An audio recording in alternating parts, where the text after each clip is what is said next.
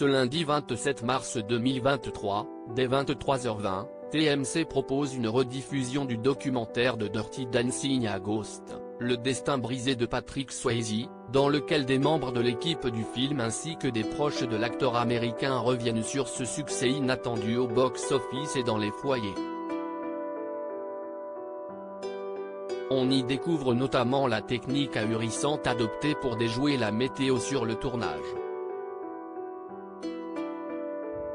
CST, une soirée spéciale qui ravira les fans du film aux répliques cultes Dirty Dancing. Ce lundi 27 mars 2023 sur TMC, la chaîne propose dès 21h25 le long métrage dont une suite est actuellement en préparation avec Jennifer Grey, puis dès 23h20 une rediffusion du documentaire de Dirty Dancing à Ghost, le destin brisé de Patrick Swayze qui revient notamment sur le combat de l'acteur, mort en 2009, contre un cancer du pancréas.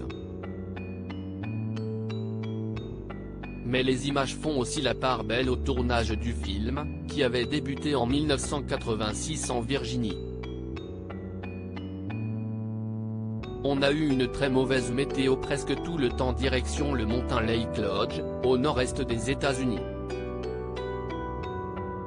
Mais cette région isolée et montagneuse réserve alors de très mauvaises surprises aux équipes, on a dû couper des scènes, on a eu une très mauvaise météo presque tout le temps.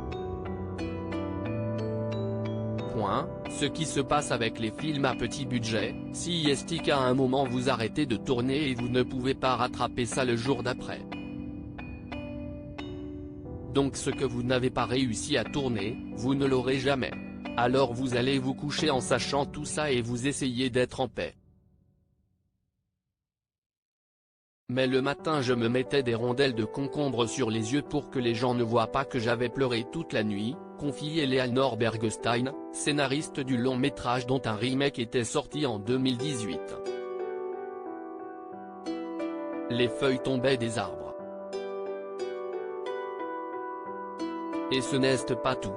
Le début du tournage ne correspondait pas vraiment à la saison en question à l'écran.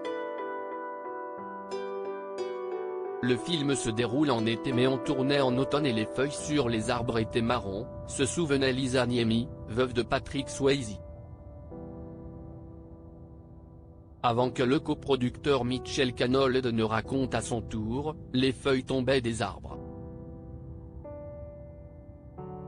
Donc on ramassait les feuilles, on les peignait et on les scotchait aux arbres.